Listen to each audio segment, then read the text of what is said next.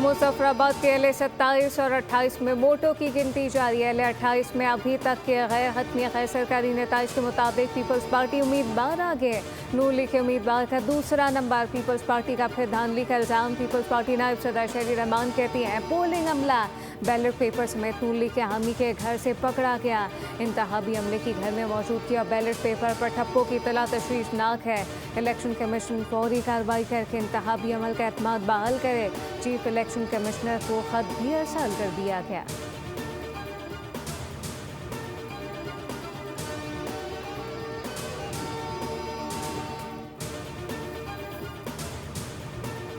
नौजवान ताजिर मीर रसाली की लाश मिलने का मामला तहकीकात में अहम पेशा। पुलिस ने डिजिटल बॉट से अहम पैगाम रिकवर कर लिया। पैगाम में एक दोस्त ने मीर रसा से 3 करोड़ रुपए वापस मांगे। मीर रसा ने जवाब दिया कि माली परेशानी का शिकार हूँ, कल बात करते हैं।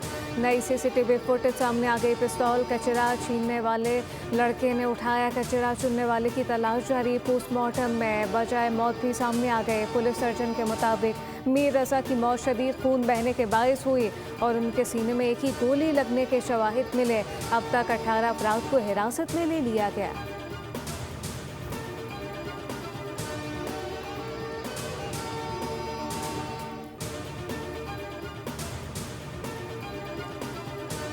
कराची में एमकेएम पाकिस्तान के मरकज़ बहादुराबाद पर सियासी सरगर्मियाँ दोबारा शुरू। सीनियर रहनुमा मुस्तफ़ा कमाल और अनीस कायम खानी की मरकज़ पर आमद। मीडिया से बातचीत में मुस्तफ़ा कमाल ने कहा कि सब कुछ ठीक हो चुका, कारकुन भी खुश हैं, सूरत हाल नॉर्मल है।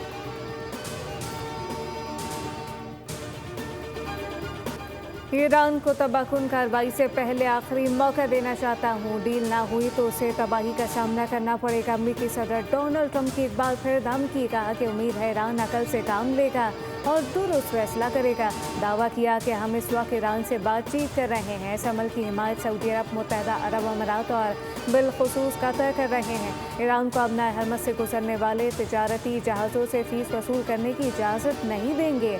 अब नाए हरमत से गुजरने की आज़ादी बरकरार रहनी चाहिए। मैं ईरान को इस पर कोई फीस वसूल नहीं करने दूंगा। अगर कोई फीस वसूल करेगा तो वो खुद हम होंगे।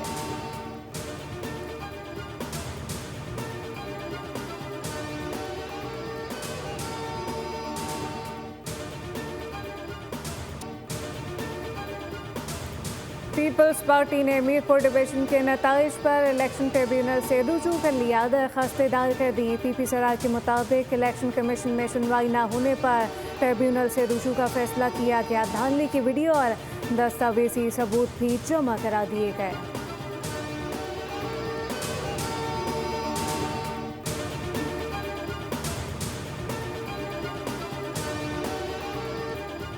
हुकूमत साजी पर मुस्लिम लीग नून की अहम हिकमत अमली तय। महाजरीन की नशस्तों से मुंतखब अरकान को काबीना में शामिल न करने का फैसला। नवाज शरीफ ने हुकूमत साजी से मुतालिक पार्टी पॉलिसी वाज़ेह कर दी। कहा कि महाजिर अरकान को काबीना में शामिल करने से खजाने पर माली बोझ बढ़ेगा।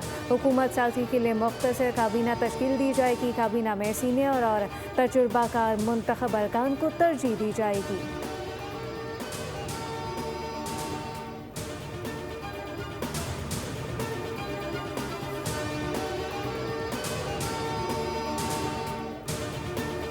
पाकिस्तान ने चीन से 1.3 अरब डॉलर की रीफाइनेंसिंग जल्द मुकम्मल करने की दरख्वास्त कर दी।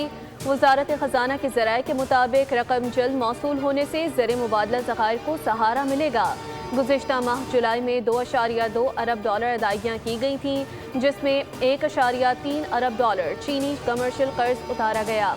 शराइत व ज़वाबित जल्द फाइनल होने पर यह रकम रवा माह के दौरान ही मौसूल हो जाएगी।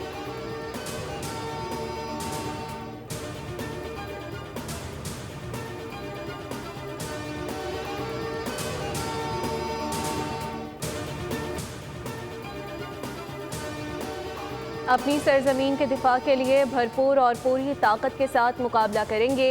ईरानी सदर मसूद पज़ेश्कियान ने कहा कि ईरान कशीदगी का दायरा वसी नहीं करना चाहता। सलामती और मफादात के दिफा के लिए भरपूर कार्रवाई करेंगे। ईरान अमन का ख्वाह है। उधर ईरानी वजारत खारजा के तर्जुमान इस्माइल बकाई ने अमरीका से मुज़ाकरात की तरदीद कर दी। कहा, अमरीका के साथ फिलहाल कोई बातचीत नहीं हो रही। ईरानी मुज़ाकराती टीम के तमाम अरकान फिलवक्त ईरान में हैं।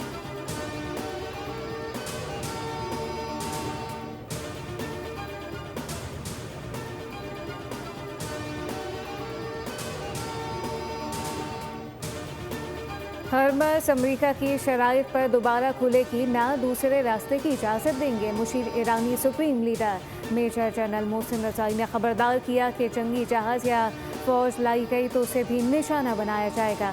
यूक्रेन को ईरानी जहाज़ पर हमले के नताइज भुगतना पड़ेंगे। ईरान ने यूक्रेन में 3 अहदाफ पर हमलों की तैयारी कर ली थी। यूक्रेन ने फ़ोन करके ईरानी जहाज़ पर हमले को अपनी गलती करार दिया। बहुत से जहाज़ ईरान की वार्निंग पर वापस मुड़ रहे हैं।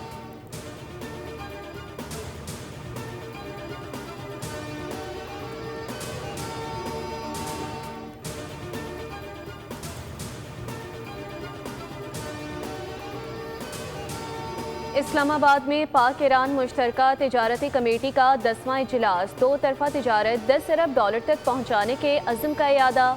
वफाकी वज़ीर तिजारत जाम कमाल खान ने पाक ईरान फ्री ट्रेड एग्रीमेंट को जल्द हतमी शक्ल देने पर जोर दिया। कहा सरहदी लॉजिस्टिक्स, कस्टम्स और कार्गो नकलो हरकत में हायल रुकावटों का खात्मा नागुज़ीर है। मुश्तरका सरहदी मंडियों के क़याम और इलेक्ट्रॉनिक डाटा इंटरचेंज से 2 तरफा तिजारत में नुमाया इजाफा होगा। ईरानी वज़ीर डॉक्टर मोहम्मद अताबक ने पाकिस्तान को ईरान का तवीलुल मुद्दती स्ट्रेटेजिक शराकतदार करार दिया।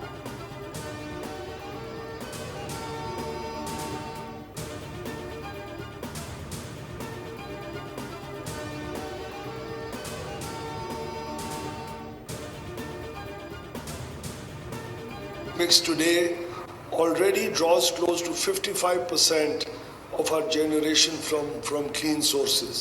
Hydropower, nuclear, wind and solar combined, including the surge in distributed rooftop energy.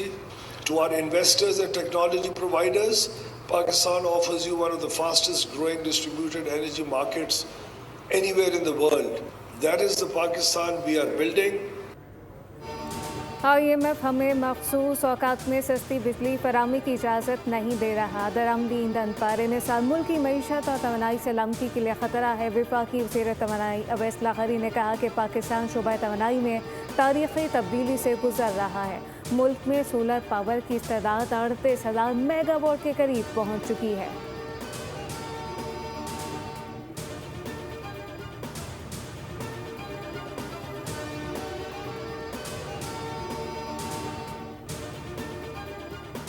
Sindh हुकूमत का सितंबर से ईवी टैक्सी सर्विस शुरू करने का फैसला। अक्टूबर में 50 डबल डेकर बसें सड़कों पर दौड़ेंगी। लाड़काना ता कंबर और कंबर ता शहदादकोट पीपल्स बस सर्विस के नए रूट शुरू किए जाएंगे। सिंध के सीनियर वजीर शर्जील इनाम मेमन की ज़ेर सदारत महकमा ट्रांसपोर्ट और मास ट्रांजिट का अहम इजलास। मुख्तलिफ मनसूबों पर तफसीली ब्रीफिंग दी गई। रेड लाइन BRT मनसूबे के तमाम डिपोज की तामीर मुकर्ररा टाइम लाइन के मुताबिक जल्द मुकम्मल करने की हिदायत। शर्जील मेमन ने कहा कि सिंध हुकूमत शहरियों को जदीद, महफूज, माहौल दोस्त और काबिल एतमाद पब्लिक ट्रांसपोर्ट की सहूलत फराहम करने के लिए पुरज़्म है।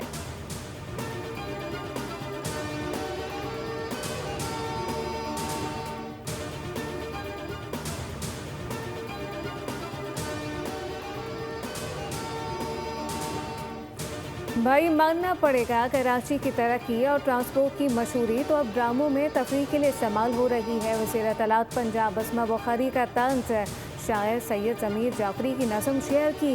कराची की बस में सफ़र हो रहा है, सफ़र हर कदम पर पुरखतर हो रहा है।